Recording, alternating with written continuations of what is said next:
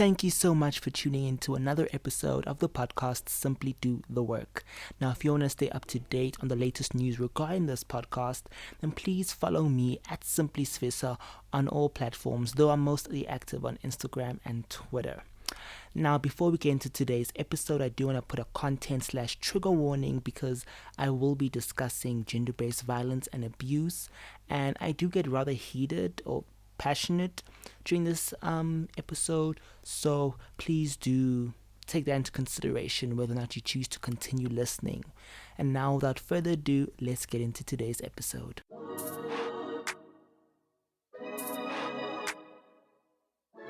Sanibonani Dumlang, hello, it's Simply Svisa here and welcome back to my channel, but also a very special welcome to those of you listening to the audio podcast Simply Do the Work. So I feel like it's been a while since I just sat down and chat with y'all. I don't know, I just took a couple of days off to disconnect and just not disconnect but unplug from the world and just center myself. But then I've also been taking time to just reacquaint myself, conscientize myself to what's happening in the world, and specifically in our country, there's a lot of mess. I tried to make notes to sort of make sense and put everything in order, but I couldn't organize or just wrap my head around everything that's happening because it's mess, and I feel like you can't make sense of mess. If it don't make no sense, sometimes it doesn't make sense because it shouldn't make sense, if that makes sense. I said make sense a lot. I think, okay, before I get into this video, let's just get the admin, the housekeeping out of the way. If you're new to my channel and you're not yet subscribed, please do hit that subscribe button and the notification bell so you can be notified every time I upload a new video. I don't know, I feel like for the next couple of weeks, I don't know how long I'm going to continue making this type of commentary videos. Maybe, a reaction might come soon or a vlog might come soon. I don't know, we'll see how I'm feeling, but right now, this is what we're doing. Also, if you're listening to the podcast, depending on which platform you're listening on, please do subscribe, follow, and if possible, rate, review, and share the podcast. Okay, before I get into what I actually want to talk about in this video, I do want to address a comment I got on my last video. So my last video was titled, let's not praise celebrities and influencers for the bare minimum. And this comment, number one, had absolutely nothing to do with the content of the video. They were rather coming from my aesthetic and my content in general. Now, I don't want to spend too much time on the intricate details of the comment, but basically to summarize what the person said, they basically were complaining of the video quality and saying that without proper quality, it doesn't keep viewers engaged. And then they were telling me I need to hop on trends, and it was just a mess. And what I do want to say is, first of all, if you don't like what you see, you're free to go, right? Now, this person, I did actually respond to them and say, listen, I don't appreciate the condescending tone in your comment. And they just said, oh, take it or leave it. It's up to you. And that for me showed an issue of arrogance. I know a lot of people say, oh, I'm not rude. I keep it real. I keep it 100. And it's no. You're not being real. You're just being rude. You're just being mean. You're not actually bringing value into the person's life you're speaking to. You're just making them feel bad, because that's genuinely how I felt. I felt bad. It really just brought up a lot of insecurities. And if you followed my channel, since last I did make a video of how it can be discouraging because you're seeing other people getting all these views. You see people, doing things for clout, and I want my channel to bring more than just that. I want it to be more than just hopping on trends. And another irony, the fact that in that video I specifically critique influencer culture and people hopping on trends, and now this person in my comments is telling me I need to hop on trends. Basically, I think if you wanna the moral or the context of all of this is, think before you say things to people. Sometimes well-meaning people will give critiques in terms of in the name of constructive criticism, when really you're not actually building the person up. You're breaking them down.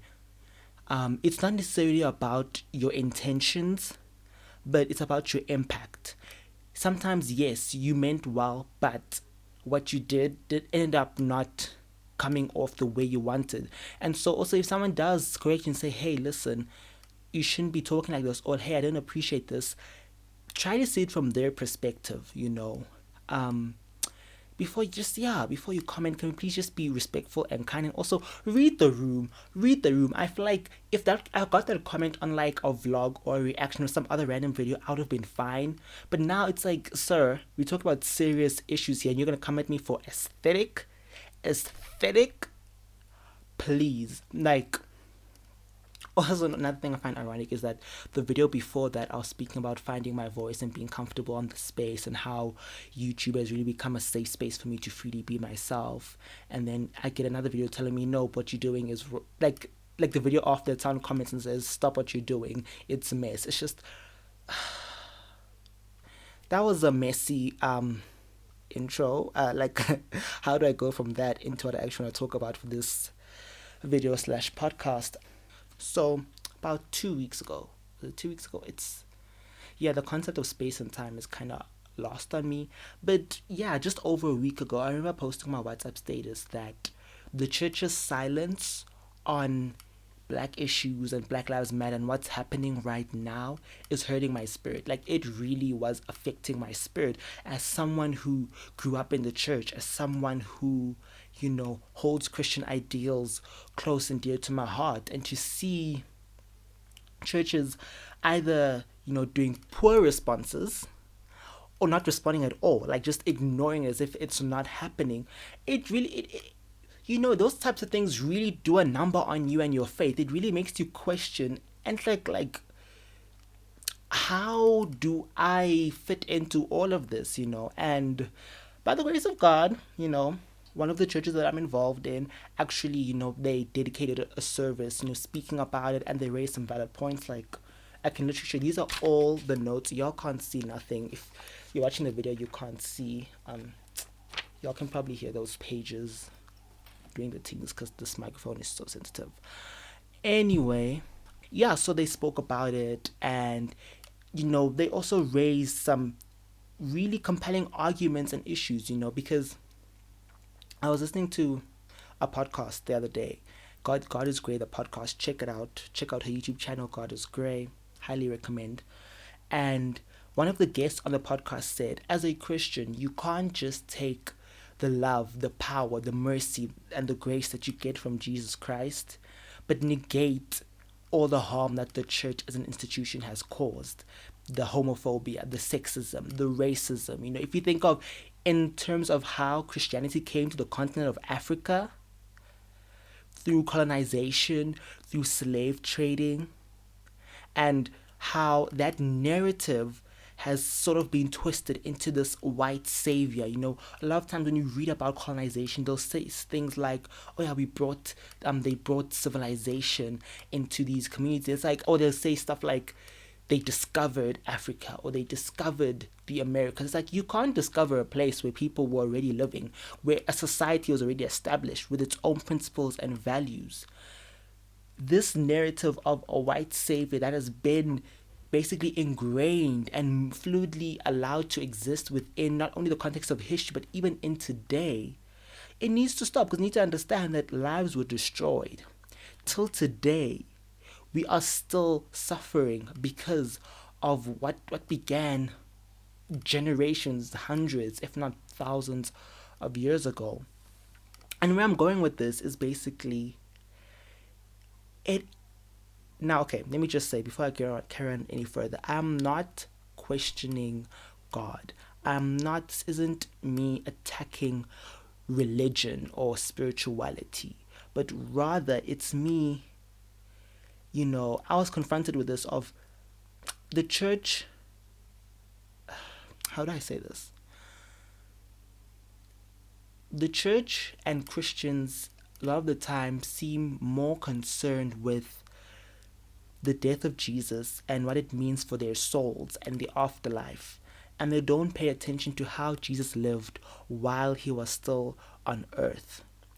If we look, the church likes speaking about let's be anti-cultural, or we need to be countercultural, or we're not from this world but we're in this world. And that is all true, but I feel like the problem isn't necessarily the messaging, although church does have some toxic messaging, but that's a different conversation, but rather the approach. If you want to be spreading the love of Jesus, then if I as a black person walk into a white church, I shouldn't feel uncomfortable, because that has happened. Okay, now I'm speaking as someone who has existed in different church spheres, or different different denominations. That's terminology, I guess. Different denominations. I've been in multiracial. I've been in black only. I've also been in churches where I was one of few white people, and trust me, it's sometimes you in those situations you feel like you're black first and a Christian after. It's almost as if the love of Jesus applies to everyone in the room except for you. And even if you just look at in terms of the messaging, growing up, I was seeing images of a white Jesus. A lot of the animated or even real life action stories, Bible stories, and they were made into movies, featured white characters. Like, there are people today who genuinely believe that Jesus was white. They believe that as a fact. And the thing is, if you're white, that messaging is not problematic to you at all. It's like, oh yeah, Jesus looks like me, he came to die for me, it all makes sense. But if you look like me and you're getting that messaging, it goes back to how the constant messaging that we're given, which is wrong, by the way, like, we should not be subscribing to this, is that whiteness is equal to betterness.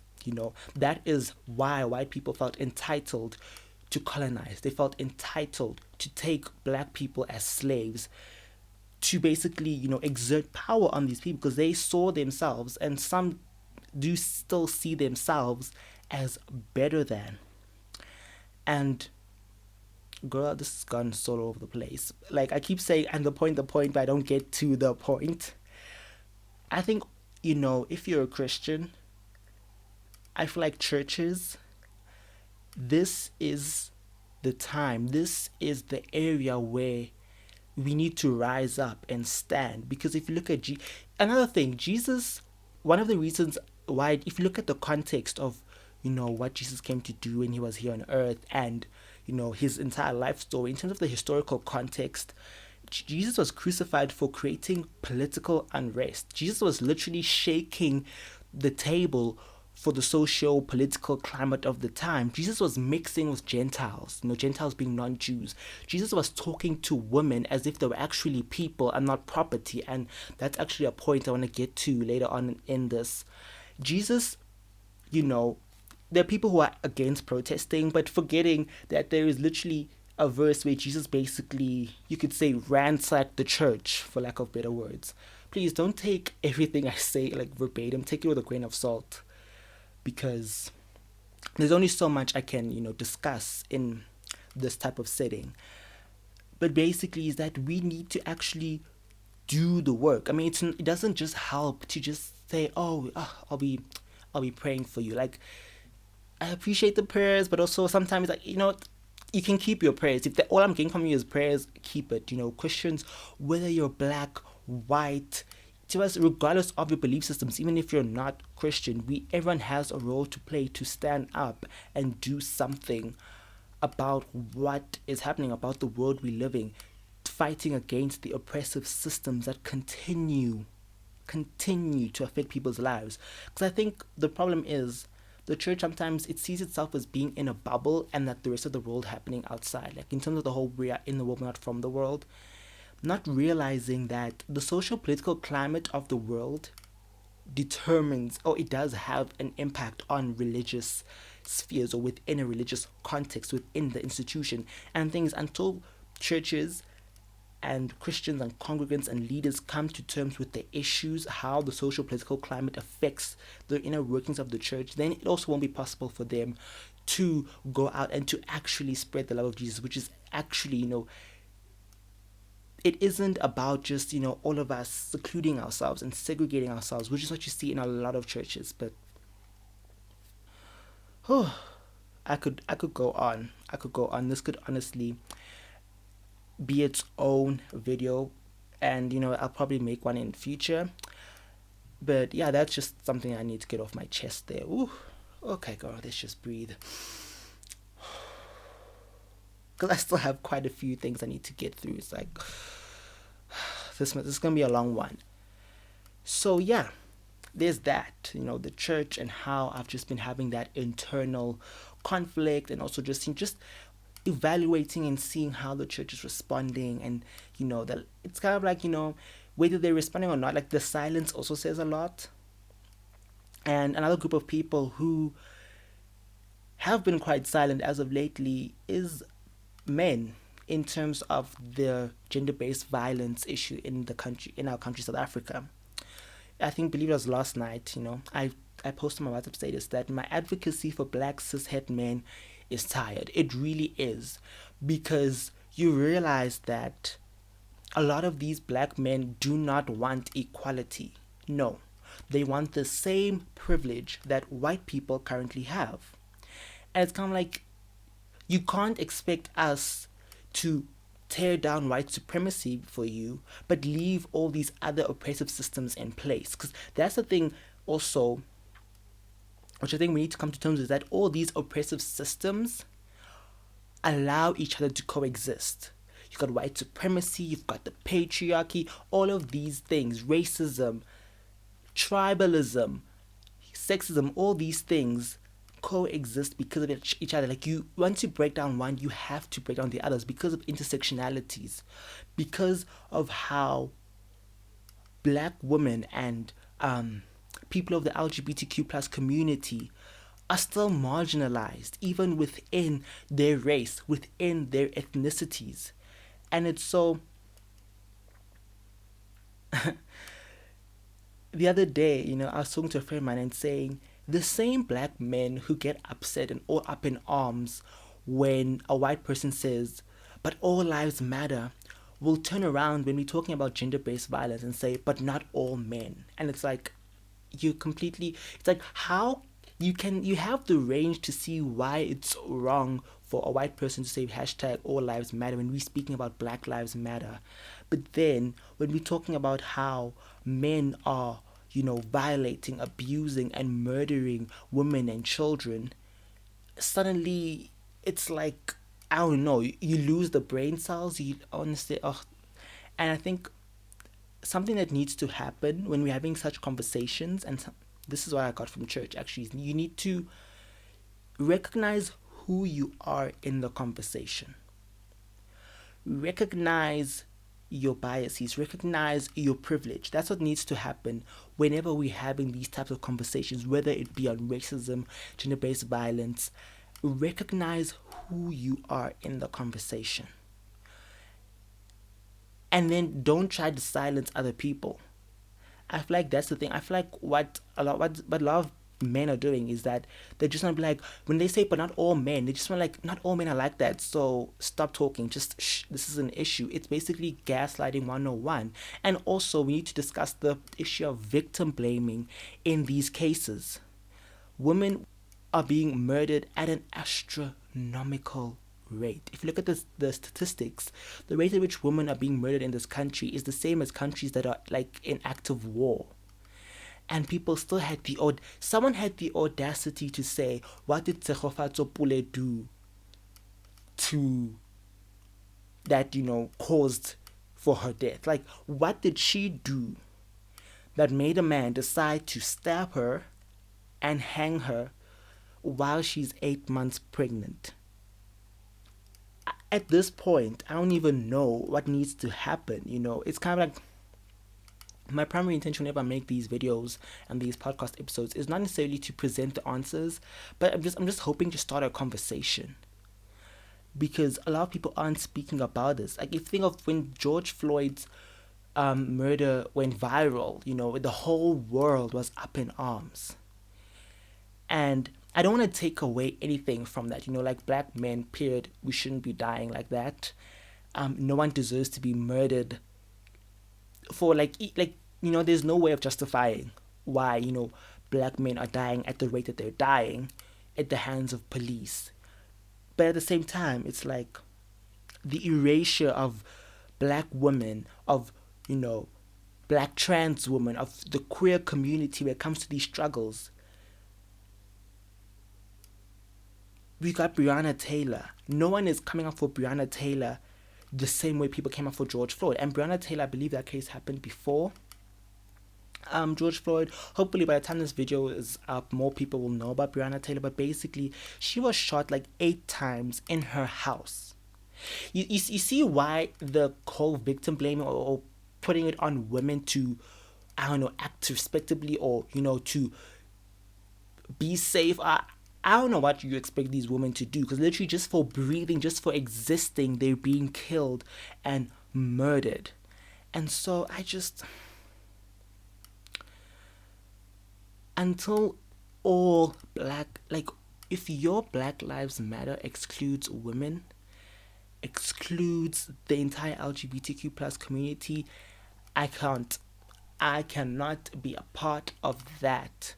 If all you want is the same privilege as white people, then clearly we're not on the same side. We're not playing for the same team. Also, what people don't realize is that even the oppressors actually benefit from these systems being dismantled. For example, patriarchy. If the system of patriarchy isn't put on a pedestal the way it is, then men will feel less pressure to always be the provider. Men will have less pressures in terms of how they operate and move. Men will be freed to express their vulnerability and their femininity, because this is the problem. I think we're going somewhere with this. Men have issue with the feminine. The feminine is seen as lesser than. And so that is why anyone who deviates from this hyper-masculine culture, that's why women are looked down upon. That is why if you want to insult another man, it's either you call him a woman or you call him gay or homosexual. That is how you emasculate a man. Basically, no one should see themselves as better or superior to another, whether it be because of race, whether it be because of their gender, or even tribe. Tribalism is a major issue here in South Africa, and to us, all of Africa. It's not even unique. I'm sure all over the world. And the apartheid here in South Africa also heavily contributed to that. You know, before there was racism, there was tribalism. And if you think about it, how the apartheid government segregated people not only by their skin color or their race or their ethnicity, but also according to tribes. How you find, for example, KwaZulu-Natal has a lot of Zulu-speaking people. The Eastern Cape is Xhosa dominated. You know, you've got Sotho dominated areas. And so it created this unrest between black people, which they fed on, which was kind of what it's basically the whole system of categorizing people, putting them on a hierarchy and saying, okay, I'm better than you because of this and that. And it's also why, if we also want to, dismantle the systems of racism and white supremacy, we also need to talk about the issues of tribalism. Now, the reason why I also actually bring this up is because of, a tweet that someone made that was very offensive and rude to Venda-speaking people, to the Venda tribe. And the most mind-boggling thing to me is there are people who did not see the issue in that. There are people who said that joke is funny. How is it funny to call an already marginalized, a minority group unnecessary? Look, I get it. There are certain jokes. It's like that's the thing with jokes. There is a thin line. There is that line between it being funny and just being rude. And the thing is, if we have to now explain to people this is the mind-boggling part to me. It's like, why do I have to literally explain and break down to you why this is offensive, or why this is problematic, or why we shouldn't be saying this? That is the issue, and that's kind of why I find myself at a loss for words. Like, literally, this entire video is kind of like, why does this need to be explained to people? To me, it's kind of like, it makes sense. Kind of like, okay, racism. Oh, okay, but look, we've got the issues of tribalism, also the patriarchy, gender-based violence, like all these issues, how they all intersect and how they, affect different people differently. And the problem is, I feel like we're more interested in creating this false sense of unity. And the thing is, unless we actually are brave enough to have these conversations, to actually tell the truth as it is. Because what ends up happening is, we have this false sense of unity, this false sense of security, and then a crisis happens. The death of George Floyd,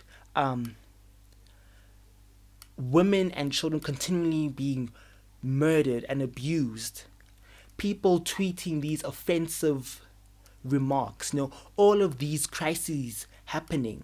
And that's when the false unity, that's when it shatters, because that's when we clearly see the lines of that's when lines of us versus them get bold. That's when it becomes evident that no, we're not equal. Because that's the thing, I feel like people just want to automatically just wake up and press the equality button and we're done, without actually doing the work.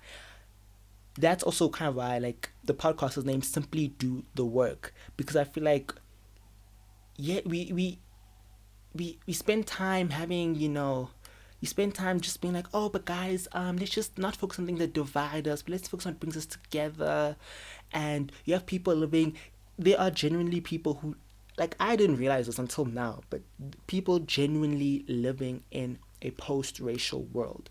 People think, oh no, I'm not racist, I'm not sexist, I'm not homophobic, so I'm good. It's those people who be like, but not all men. Like, you find, it's the nice guy who's like, oh, but I don't do any of that. But it's like, okay, but yeah, you don't do any of that, but you do realize that in your silence, in your complacency, you are actually feeding into those systems. And that is the point that we are trying to get across to people, that just, it's kind of like how when black people say just being not racist is enough, you have to be anti-racist, but then black men can't see how that applies to other issues. It is mind-boggling. I'm genuinely at a loss for words, because I just feel like everything is just, it's mess upon mess upon mess. Every single day I open Twitter, I check my timeline, I'm just seeing more mess. And I think the problem is, now a lot of us, we've gotten desensitized. It's become normalized. I think maybe that's why we end up having to literally break it down to people, because to them it's like, but isn't this the way it's always been? And it's kind of like, why are we settling for the way things are when this isn't the way things are supposed to be? In the church, in our everyday lives, in our family dynamics, why are we settling for this? When things not only can be better, they should be better. They have to be better. Like, we can't just settle for any of this. Like, oh, I've gotten all riled up, and I've currently been recording for like almost 30 minutes, so I'm at a loss for words. I am genuinely at a loss for words, you guys. I don't know how to end this. And you know what? I shouldn't have to end this. This isn't the end. It might be the end of this video, it might be the end of this podcast, but this is just the beginning. The other day I was actually thinking to myself, because there was a week where I was like, oh, so aren't you doing too much with all of, all the petitions you're posting, all of the quotes and tweets and whatever? And then I just felt a voice in me saying, no, you're not doing too much, you're not doing enough. To be honest, even if I did more than I could, it seemed as if nothing I ever do will be enough. But I'm not going to settle for that. Because if each and every person listening to this, each and every person on this planet did what they could, did what they should, we could make some real change. And that is why just being complacent and settling cannot be for me. Nope. Sorry. Another thing. Oh, yeah. Okay, I've been saying I want to end this, but this is something I want to talk about. I feel like while you're still alive, people don't care for you. Like, there are people who literally call George Floyd a sacrificial lamb. Why is it that people have to die before before others, open their eyes to the truth? Why is it that women need to literally die before people are like, oh my goodness, there's an issue here, oh, the toxic masculinity? Fight for me while I'm still alive. Why do you realize that we failed these women? We failed these children. We failed the LGBTQ plus community. We have failed them. And I'm saying we because I do not see myself above this. I'm not speaking from a place of moral superiority. We need to fight now for these people while they're still alive. Because once they're gone, you've already failed them. And it shouldn't take the extremes for action to be taken. It's in the little things. It's in the microaggression. It's in the little joke. These jokes aren't just such as ha ha ha little laughs. No. These jokes, they basically shape how persons think, their lens, how they operate in this world, and leads to the death of people. That's the thing. People are literally dying. And still some of y'all don't care. It's still just whatever. Like, once again, I'm at a loss for words.